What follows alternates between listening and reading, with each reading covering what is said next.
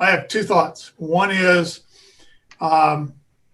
this should be really thought through as part of the fine schedule project, because what you're describing here is sort of in the fine schedule. We talked about first offense, second offense, third offense, whether it occurred within 2 years, 3 years, 1 year. And then the other part is that this is a significant enough change, and I like the way it's going, that I think the end result is to implement this, we would need to look at our regulations and bring our regulations in line. If you're talking about violation hearing before the board, an informal conference, NOV with documentation, if we have a fine schedule, if you're saying, hey, don't do this, and I'll come back in 2 hours, so anyway, I just think that as how you implement this and how that affects either our regulations or our process or due process for the board and the industry, all of that needs to be wrapped up in a package. It can't be fine schedule working group over here and regulations over here, but this is how we're going to really operate. I don't think we can do those three things in a vacuum. Go ahead. Yeah, I agree on one point, but on the other hand, they have to kind of move forward at the same time. I think sometimes it seems like we get into, let's take care of this and then we'll take care of this, and next thing you know, 2 years go by and we're still not there.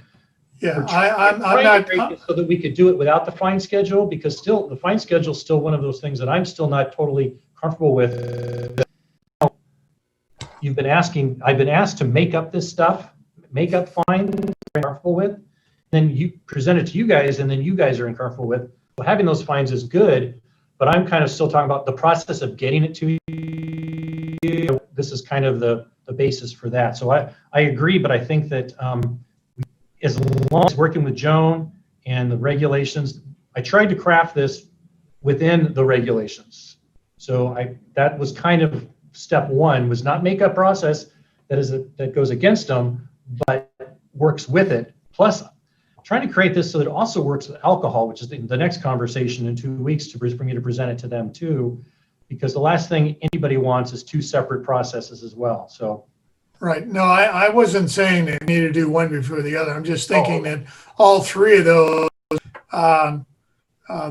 the fine schedule, any regulatory changes, all need to work together. They need to all come together. And then Ms. Wilson had a comment, and then Mr. DeShock had his hand up. Thank you for that. I 100% agree that this has to be implementing existing regulation. I've talked to Glenn about this, and we can try to figure out how to work, but because we're dealing with two separate boards, we may need two separate flow charts just to, can there be an informal conference under this regulation, body regulation? Can there be under this one? And until we can make things uniform by changes, that's the way we'll have to go forward. I get, though, that the point of this is for enforcement to have a uniform guide.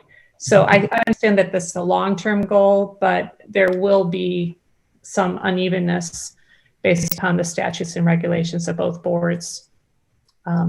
Just wanted to throw that out along the line of what you're all saying. Okay, Mr. DeShock. Yeah, what I was going to say, as I heard them getting lumped together, would be that I think that the process has to come before the fines. Maybe we can go put an emphasis on the process, because the fines should be, as we look at the fines, we should be looking at those at the sticking points along this process, because the fines are there to grease the wheels of the process, if you will, or to make it, so that make sure that there's adequate fines so that we don't get caught up along the process. But I just think we should prioritize this over the fine schedule. One quick question. Is there already an informal process of educating licensees? I thought that was happening. Absent. I think I don't want to speak for Mr. Holscher and stuff, but I think in the past we have when enforcement's been asked that kind of a question, the answer that I've come back is we try to work with them. We try to provide that information. We don't go into a facility looking for, violations, but, and we try to work with them. I think that's why they answer their emails and try to answer their phones. But I don't know that that's universally accepted as done all the time. And I think that's where some of the questions about enforcement, interpreting rules differently than the industry interprets the rules comes into play. And then I think sometimes people feel, well, I know so-and-so did that and they were cautioned and I got an NOV. So I think this all working to try to fix that perception, whether it has any basis or not, but I think there is a perception there. Mr. Schulte. Yeah, thanks. I guess I'm looking at this slightly differently. I mean, my view on this, we've got our regulations, which is basically establishes a standard of conduct. We're going to work on a fine schedule, which is sort of, the penalties for failing to meet those standards of conduct. And what the director is presenting here is, I think, a very articulate way. How do we proceed? What are the alternatives? And I wholeheartedly support having, giving his office and enforcement some different options on how to deal with these licensees. And that's kind of been a recurring for the last couple of years. So I guess I don't adamantly disagree with anything that others have said. I don't see it necessarily do one before the other. I guess I don't really understand why we would need to make any regulatory change. But I understand Ms. Wilson's comment about maybe having a separate flow for the two industries just because of restrictions that might hamper, that might not allow us to apply the exact same process to both. But I guess in short, this is awesome. I think it's long overdue and I applaud the effort and I really like what he's got here. Thank you. And I don't disagree with that. I was just concerned that we make sure that it all lines up. Yeah.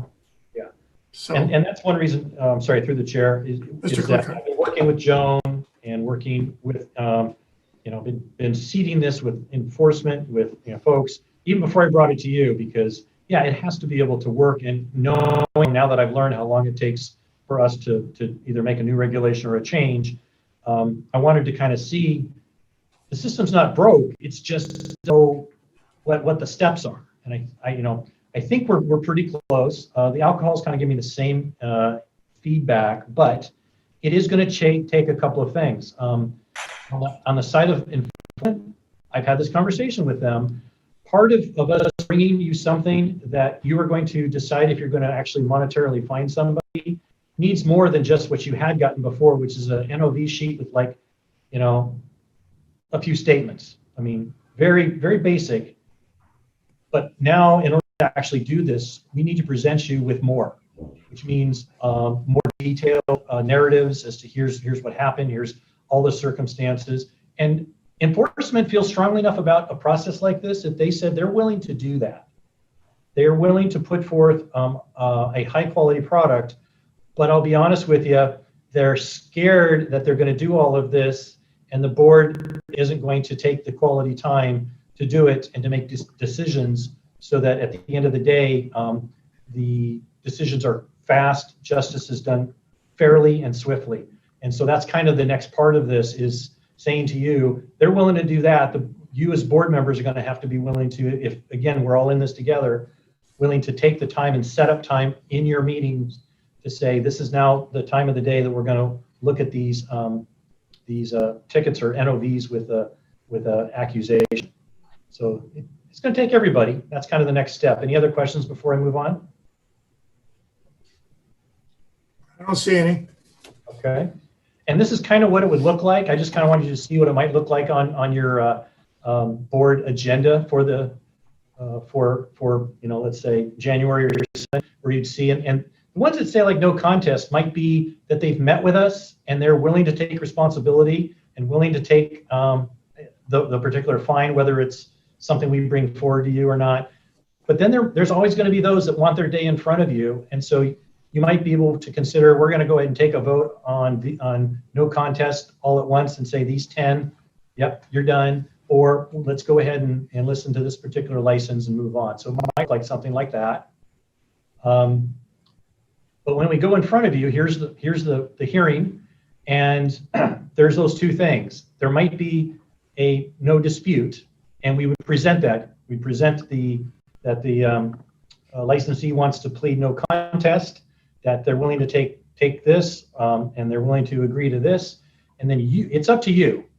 Your job is to listen to all of that, read all of that, and then do one of three things. You can accept that term, and I've had plenty of judges do that, say, okay, you're done, pay your $500, or you can accept it with changes. Board says, after reading this and asking everybody questions, or kind of, I think maybe 500 isn't right, maybe 750, or changes where we said we think maybe you should reduce it down to zero, with a suspended fine, something. Okay, then that happens. You're done. That part of it is finished. Or as life is, nobody could come to any particular agreement with it. Then it goes into the dispute area, which is already set up in your meeting, to say, okay, AMCO, present your case to the board. The board listens to the case. The licensee presents their case, which we've seen in the past, and then you, the board, would determine one of three things. You dismiss it in all. You feel, okay, nope, case dismissed. You dismiss part of it, or you find in favor, and then would levy the fine and the length of time to pay the fine, which you've done and of course, this would then become a part of the permanent record. Now, take into consideration, though, is that if the licensee still feels that the board has erred in some reason, they still have that opportunity to take it to the Office of Administrative Hearings and to be heard. What I like about this, though, is that a little case that I think at this point they will have to figure out, based on the case that's been presented, whether or not that's going to be worth everybody's time. Does that make sense? It comes in two different ways. You've got options. You have things you have to do, and then it can be done, or can go off to the admin hearings. Any comments or questions? Mr. Schulte.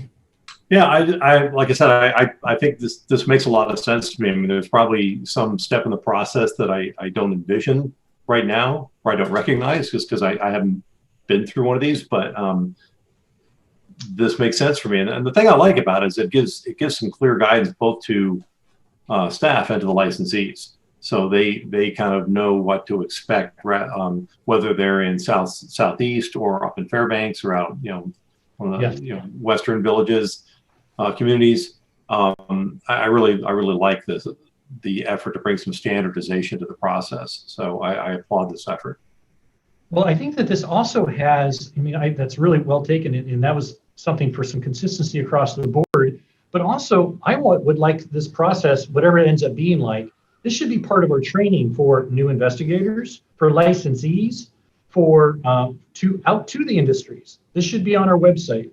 Somebody should not have to say, well, I just got an NOV with an accusation for a $500 fine, and I don't know, what do I do now?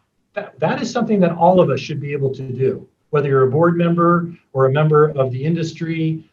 It should be that easy to be able to explain it. And until I laid this all out in a way that made sense to me, I couldn't explain it, and nobody else could explain it to me either. I think this is an opportunity to train everybody, new people who walk in if you come and get a new marijuana license, this should be in the packet.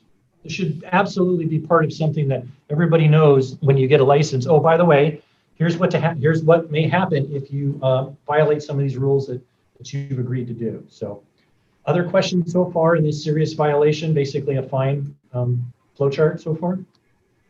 Any other questions? I'm not seeing or hearing any. Okay, that's a good sign, because I have one more page. Okay, well, that was actually the most complex, because the major violation is pretty clear as to what happens. And luckily, Joan helped me with this because I had one thing wrong that she corrected me.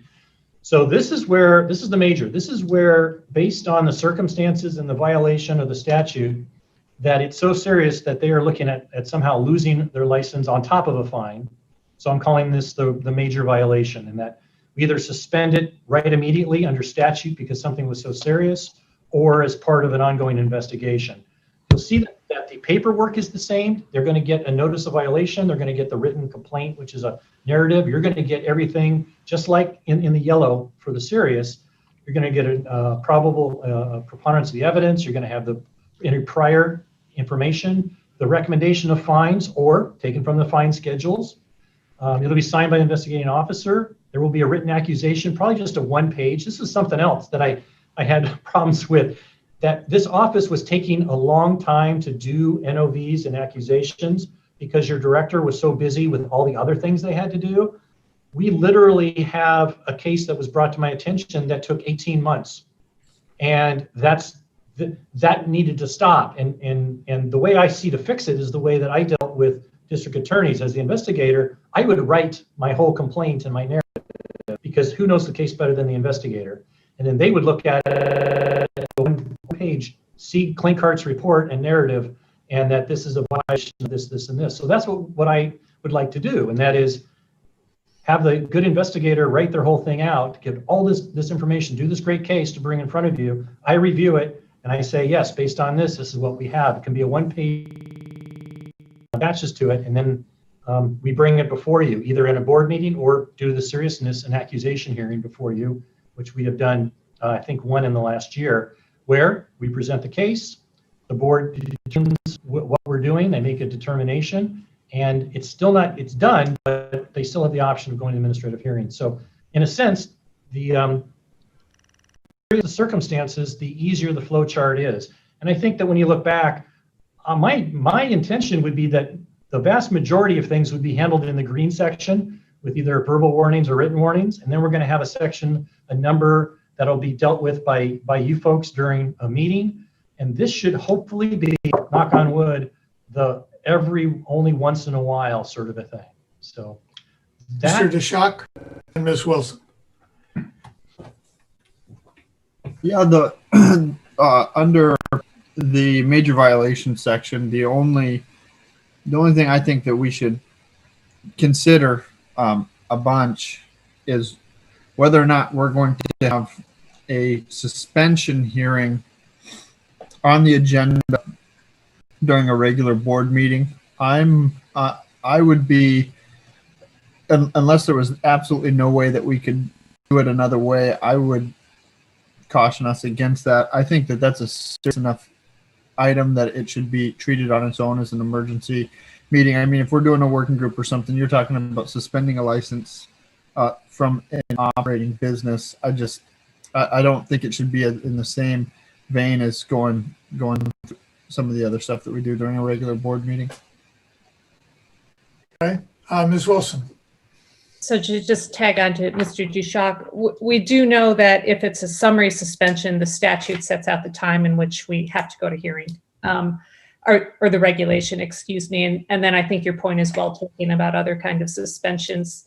I'm a little leery about saying this after what's happened, which is you can, in this chart, I don't have it here, you could refer the fact finding on an accusation to OAH. We've done that in a case, as you know. Unfortunately, that case is dragging because of COVID and not being able to have live hearings. You know, that might be a factor you want to take into account in the future, but you also have the option of not being the initial fact finder on a really difficult case and relying on the hearing conducted by OAH at that stage. And then I think the other piece that it's enhanced, but it isn't obvious, and that is basically the seizure. When we did the summary closure of, I believe it was a manufacturer in Fairbanks, we seized the product, but they did that because they found some of the product didn't have any marijuana in it. Some of it had way more than was allowed. We just thought it was a public health issue, and so the administration, under the rules, basically shut them down, seized product, and then then we went through the process, dealt with the seizure, and then we dealt with the population. And I don't see in here, might be suspension in place. Step 2 is an NOV that goes before the board. So I don't know if that's inherent in here or whether that needs out. I will let you make that decision, but I do think that that's at least in almost all the major disciplinary processes we've been through, there's been an element of seizure, and what do we do? And there's a difference between seizing CBD oil when we was under purview versus seizing retail product versus how do you seize cultivation products. And so we went through the administration seizure and hold in place kind of thing. So, and that was sort of added in here, and I don't know if it needs to be detailed, but there needs to be, the decision process is twofold, is the one and the other two. So again, that's part of the rare process too. So that would be my only thing that I see that I didn't see. Yeah, and if I may, Mr. Chairman? Yes. Yeah, yes, you're absolutely right. In fact, I also didn't put the criminal process here, but I did the one here, which is the most common, and that is the NOVs, the warnings, the major one, Right. Mostly so that I could get a sense of, is this going to work? Can we make this work? Is this going to work? And then I'll probably come up with the other ones, but I was kind of wanted to crawl before I run, but you're absolutely right. So not only will we probably have something for here are the hearings and where might they come in for evidentiary, also criminal. I purposely at this point didn't do one. It's probably only going to be a one page because it's pretty simple. So yeah. Okay. Any other comments from the board members? Mr. Miller or Mr. Schulte? Okay. So it's about the 245. What is, yes, Mr. Klinkart, this looks good. But there's, what do you perceive as the next step? I mean, I'm sure you can implement some of these, but some of this is going to have to come back. And as you said, if this was out on our website, then it should also be part of, say, a board manual, so that when we come to the board meeting, we know what steps you've done and then what steps we're supposed to take. And that sort of is in the front of all of our board manuals. So, I guess you will work through the process and ask us for permission to implement this at some point. Is that what I'm gathering? Yeah, I mean, I think it's the right thing, to do to get you. It sounds like you guys on the basis of I haven't driven the bus off the cliff in this instance, which is good, especially since enforcement. I put a lot of time into this, but yeah, I think there's some things we can already start to move forward. I think that I want to work with Joan because my biggest fear isn't in presenting this wasn't what I got right, it's what I have missed. Because it would hurt my heart very much to be wasting anybody's time, or worse, violate a licensee's rights by a process that we came up with that isn't fair and equitable and doesn't have their ability to have their say, if you will, in court. So that's why that's kind of where we're at. I want to continue that because I think quality assurance before I pull the trigger is really important. So I'll keep you posted, I guess. All right. Well, I think working with Ms. Wilson, and then I'm sure that at the ABC meeting, if they go through this, they'll have some other issues. We can get a report back in October, and then we'll sort of know where we're at then. Ms. Wilson, your hand was up. Just to say that some of this is already implemented. I mean, obviously, we have a procedure when investigations happen, but I understand when you mean about formal adoption of it. Right now, we're doing. I don't know if we need to formally adopt, but we need to be able to accept what's going to come to us in the format by which it will come to us. Right. So that's what we need to accept. Okay. Any further questions on this? we're coming up on our 2:45 timeframe. Okay.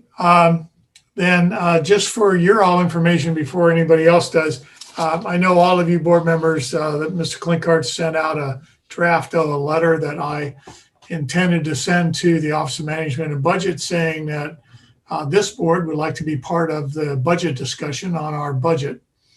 That actually went out on Monday via email.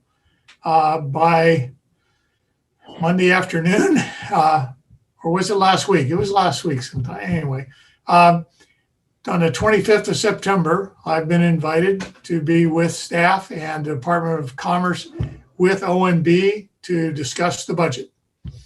So they basically accepted our request that we be part of that discussion. How far that will go, whether that's a one-off and then they do whatever they want to do, I don't know yet. But Mr. Klinkart and I next week will get together so that I have a better understanding of the budget that's being requested. Been many years since I read budget documents. He sent me all the stuff they did, and none of it looked as familiar as it did 13 years ago when I was doing state budgets. So, but anyway, I just wanted you to know that on the 25th, there will be a budget meeting with OMB, the Department of Commerce, Mr. Klinkart, and myself. So, from the alcohol board? Mr. Brady did not in that letter, and so no, nobody from the alcohol board has been invited. So when I go over the budget with Mr. Klinkart, hopefully Mr. Brady can attend and I can represent their wishes in terms of staffing and support for investigators and those issues. Part of my letter said that we were concerned about being able to staff as we wanted to.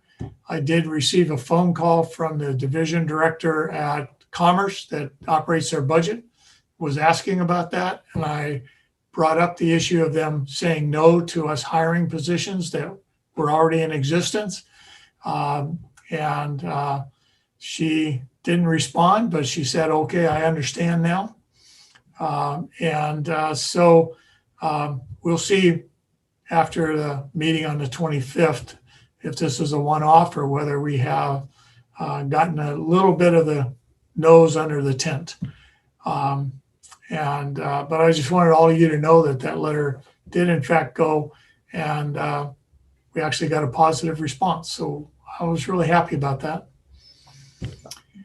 So with that, let's go to Mr. Miller. Do you have any final comments or any comments about today and the use of Zoom?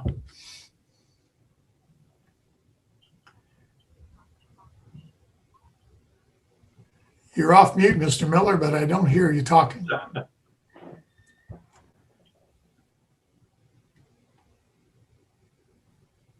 Mr. Miller.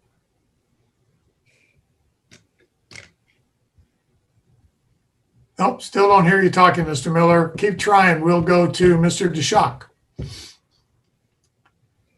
I think that, Zoom's a far superior platform than the phone. We can get through a lot more. There's not as much, please mute your phones, please mute your phones, please mute your phones. So I think all of that worked well. I think we got through a lot. We should use this platform, certainly, for any meeting that we have in the future. That's what I would say. But other than that, I don't have any other pressing comments. Okay, Mr. Schulte. Well, I would agree that the technology certainly appears to work for us. And I would just thank the director and staff for all the work they put in. These documents that we went through in somewhat cursory fashion represent, I can't even imagine how many hours that you guys have put into it. So thanks for that. And I look forward to more discussions on some of this. Okay. Mr. Miller.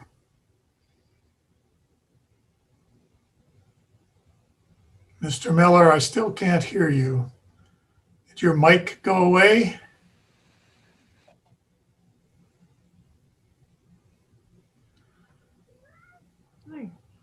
Okay, well, we'll assume that Mr. Miller's in support of everything we did today. Let's volunteer him for something while I can't talk. Well, he didn't volunteer. Mr. DeShock took care of that, so that was good. I just as a final comment, I think this works well. We've been using this with assembly meetings and city meetings for the last 3 or 4 months since April. We use a little different version, but I wanted to express my appreciation to Mr. Hall and Ms. Baker because they have gone through a lot of work to learn this. They've made this relatively seamless. We will use this in October. It'll be a little bit different then because we will certainly need to bring people in to testify as we go through each license and make sure that we do the public comment. But it's very important that people be able to hear us as part of the Open Meetings Act and to understand where we're going. I think it'll be used for the work group as well because it'll help do that. And I think this is, I noticed that my invite for OMB was on WebEx, which is something I've never used before, so that'll be interesting. But again, Mr. Hall and Ms. Baker put together the code of conduct and the frequently asked questions, and they've just done tremendous work. And with enforcement staff, I know you're all still on here, and I really appreciate all the work on the procedures. Hopefully we don't want to slight anybody by the fact that we didn't get into it, but that's a lot of stuff for us to read and really shouldn't comment on unless we have some real major problems. So I will just, again, is there any final comment that anybody wants to make? Mr. Miller, is your mic working at all yet? Nope, still not hearing you, Mr. Miller. We'll work on that in a little bit. So anyway, if there's no further comments, I appreciate everything that was done today. I really do think we got through an awful lot of material and a little better understanding from the board's perspective and hopefully the industry of where we're trying to go to standardize some things to make it more transparent for both of us.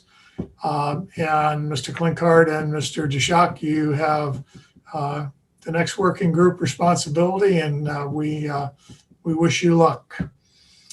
So if there's nothing else, I'm going to adjourn this meeting at 2:52 p.m. And for those unfamiliar, somewhere on here, there's a button to leave, and you can leave the meeting, and appreciate all of the work that was done. And we will, if not before, we'll see you in October. So take care. Thank you. And if Mr. Klinkart, you can just shoot me an email, and then that'll open up the conversation, or I can send you one or whatever. But Okay. No, that's awesome. I had to reach out to you probably in the morning, and we'll figure out when we can get on Zoom and talk and come up with some ideas. And I already am getting some volunteers from the industry that want to be part of this. So this is okay. great. Thank you. And as we'll have to look for some sort of date. My wife and I are splitting homeschooling duties plus working duties or whatever. So it's a whole new brave world these days. We will work around it. So no worries. All right.